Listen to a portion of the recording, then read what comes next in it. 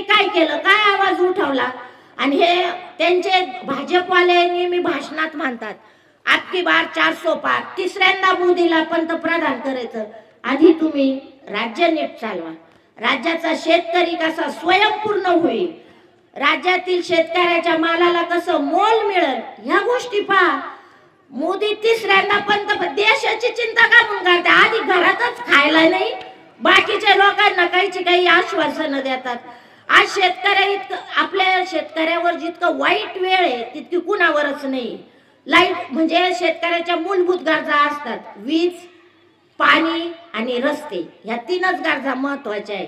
खेडेगावामध्ये लाईट नाही, 8 तास लाईट कुठं, रात्रीची लाईट कुठं, शटडाऊन, 2-2 दिवस डीपी जळली तर लाईट नाही. ह्या गोष्टी तुम्ही करा. आम्ही मतदान करताना तुम्हाला आमच्यासाठी निवडून दिलं का आपकी बार 400 पार आणि मोदींना तिसऱ्यांदा पंतप्रधान याच्यासाठी तुम्हाला निवडून दिलेलं आहे का?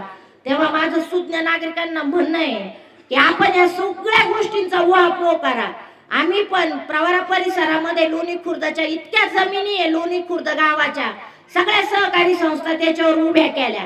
सहकार आमच्यातीलच सगळे लोक म्हणजे जुने जाणते जाणकार, माझे सासरे असतील, चंद्रभान दादा कडू पाटील असतील, कोलारचे लोक असतील, पाथरचे असतील, कडू असतील, या सगळ्यांना वाटलं की आपल्याकडे रोजगार उपलब्ध होईल, आपल्या सभासदांचे मुलं शिकतील, ग्रामीण भागात शाळा सुरू होतील, मेडिकल कॉलेज काढलं तर तिथे मुलं शिकतील, वैद्यकीय सेवा उपलब्ध होईल. असं काही झालेलं नाहीये. सगळ्यावर त्यांच्या घराण्याने कब्जा केला, कुठेही सहकार अस्तित्वात ठेवलेला नाही. प्रत्येक संस्था स्वतःच्या मुलाबाळांमध्ये वाटून घेतली, प्रत्येक शेतकऱ्याकडून डोनेशन घेतलं जातं. हे चित्र खूप वेगळं आहे. म्हणून मी तुम्हाला सांगते, तुम्ही सर्व मतदारांनी जागे व्हा आणि आता हे पावणे रावळे सांभाळायचं बंद करा. पहिले पावणे रावळे ज्याच्या त्याच्याकडे, कारण तुम्ही जागृत झालेले आहात, तुम्ही शिक्षित, तुम्हाला कळायला लागलेलं आहे. आणि निलेशजी लंके एक शेतकरी कुटुंबातील माणूस एवढ्या हिमतीनं, एवढ्या मोठ्या शक्तीविरुद्ध उभे, तुम्ही त्यांची अंगकाठी पाहिली, प्रकृती पाहिली, तुम्हीच त्यांना हिम्मत द्यायचं आणि पाठीमागं उभं राहायचं काम केलं पाहिजे. आणि आज प्रथमतः पारनेर मतदारसंघाला खूप मोठा हा सुवर्ण संधी मिळालेली आहे का लंके साहेबांना तुम्ही दिल्लीला पाठवावं. ही हुकुमशाही, ही दडपशाही ही संपवा. आता वेळ खूप झालेला आहे. बाकीच्या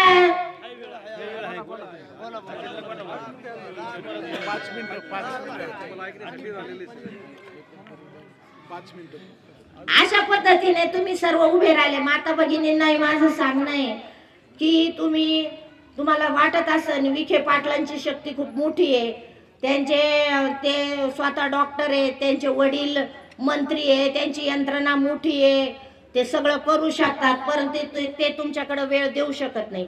कुणीही प्रथम शिर्डी मतदारसंघातच त्यांचं वास्तव्य असतं, कुणीही आपल्या घराकडेच असतं. तुमचा उपयोग फक्त तात्पुरता केला जाणार आहे, फक्त या खासदारकी पुरतं तुमच्याकडे येणं जाणं राहील, तुम्हाला विचारलं जाईल.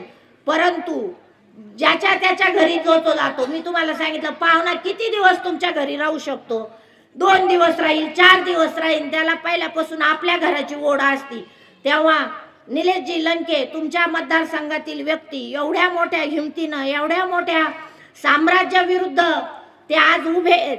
आणि सांगताना विशेष आनंद वाटतो, नामदार बाळासाहेब थोरात, शरदचंद्रजी पवार यांच्यासारखे धुरंधर नेते आपल्या पाठीशी उभे आहेत. पवार साहेबांवर टीका करणाऱ्या लोकांनाही मला म्हणायचं आहे, स्वतःचं कर्तृत्व दाखवा. म्हणजे पवार साहेबांवर टीका केली म्हणजे तुम्ही महाराष्ट्रात मोठे होत नाही.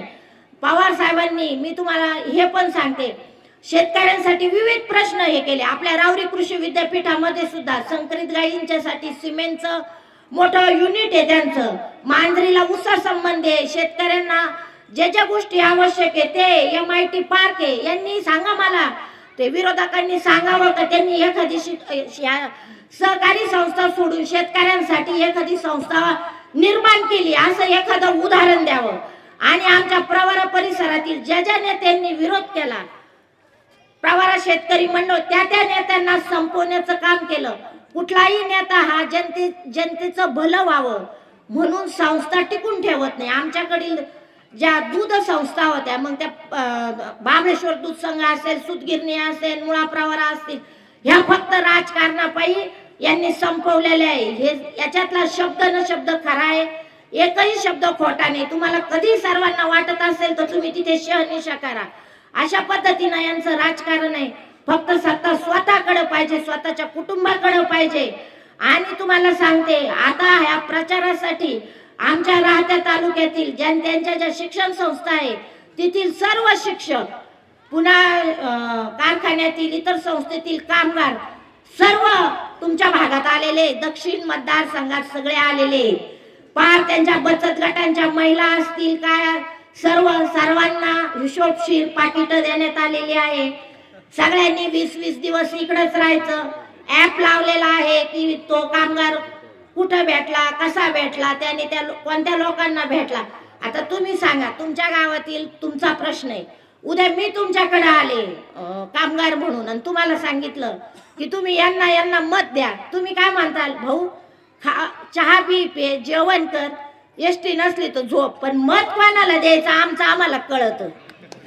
सांगा तुम्ही. यांचे कामगार इथं येऊन तुम्हाला सांगणार किंवा यांचे तुम्ही नातेवाईक हे येऊन तुम्हाला सांगणार तर मत कोणाला द्यायचं. तुम्ही एवढे तर नक्कीच सुज्ञ झालेले आहेत का? काय चालू आहे तुम्हाला कळतं. आज आपण मीडिया असतो, युट्यूब असतं, सगळ्या प्रकारचे भाषण आपण बघतो. तरुण वर्ग इतका जागृत झालेला आहे, त्याला सगळं कळतं. आज मी दुपारी अमित शहाचं भाषण लावलं, ते हिंदी, त्याच्यात तुडकी मुडकी मराठी, टचा त आणि पवार साहेबांवर टीका. एकमेव बीजेपीचा कार्यक्रम आहे शरद पवार साहेबांवर टीका. 10 वर्षात तुम्ही विकासाच्या मुद्द्यावर बोला. तुम्ही शेतकऱ्यांसाठी काय केलं? नोटबंदी केली, काही फायदा झाला? आठवतं तुम्हाला शेतकऱ्यांना नोटबंदीचा आपल्याला काही फायदा झाला? लोकांच्या मागे ईडी लावती, धडाधड आमदार खासदार म्हणतात. हर्षवर्धन पाटील काय म्हटले? मी तिकडे गेलो तर मला निवांत झोप येते. बरोबर. अर्जुन खोतकर काय म्हटले? उद्धव ठाकरे साहेबांना मला माफ करा, मला तिकडे जावं लागलं. आता मी नावं नाही घेणार मोठ्या नेत्यांची, कारण कधीतरी त्यांचे काय गेले हे सर्व फक्त ईडीच्या धाकाने. मग हे सगळं कसं चालू आहे? इतके तर सुज्ञ तुम्ही किती कामगार पाठवले, किती शिक्षक पाठवले, किती महिला भगिनी पाठवल्या, परंतु आता मतदार हा जागृत झालेला आहे. तो म्हणून प्रवरीची किती फौज फाटा येऊ द्या, पण मतदान कोणाला करायचे याची आम्हाला कल्पना आहे. आमचा माणूस उभा आहे. आम्ही का म्हणून इतर ठिकाणच्या मतदाराला निवडून द्यायचं का? आमच्यामध्ये काय पात्रता नाहीये का? आमच्याकडे काय माणूस नाहीये का? आणि हा लादलेला उमेदवार का म्हणून तुम्ही स्वीकारायचा? तुमच्या घरामध्ये जर कोणी पाहुणा कारभारी झाला तर तुम्हाला चालतो का? चालतो का पाहुणा कारभारी झालेला आपल्या घरात? एखादा पाहुणा 5 दिवसाच्या ऐवजी 10 दिवस राहिला तर चालतो का तुम्हाला? बायकोचा भाऊ जरी असला तरी कुटकुट सुरू होती, कधी जाणार आहे तुझा भाऊ, का म्हणून थांबला तुझा भाऊ? बरोबर आहे का नाही? मग या पाहुण्याला काय तुम्हाला इथं पाहुणा का ठेवून घ्यायचा? मला हेच कारण कळत नाही. तेव्हा आपल्या भागातील आपला उमेदवार, आपला माणूस, आपला भाऊ, आपला मुलगा हा दिल्लीला पाठवणं फार गरजेचं आहे. त्याच्यासाठी निलेश लंके साहेबांच्या पाठीशी उभे राहा आणि त्यांच्याकडून आमदारकीच्या काळात काही छोट्या मोठ्या त्रुटी राहिल्या असतील, काही चुका झाल्या असतील, जसं आपण आपल्या मुलाला माफ करतो किंवा तुमचं काही म्हणणं असेल ते त्यांना सांगा, पण निलेश लंके साहेबांना तुम्ही अवश्य दिल्लीत पाठवा. हे बघा, ही शेवटची संधी आहे. अभी नाही तो कभी नाही. पुन्हा वेळ येणार नाही. गेली आलेली संधी दौडू नका. तुमचा माणूस निश्चित आणि एक मताने दिल्लीमध्ये पाठवा. तुमचे रुसवे फुगवे बाजूला ठेवा. तुतारी घेतलेला माणूस यालाच मतदान करा. तुतारी ही शुभ कार्याची खूण असते. लग्नामध्ये काही प्रसंगामध्ये तुतारी वाजवली जाते.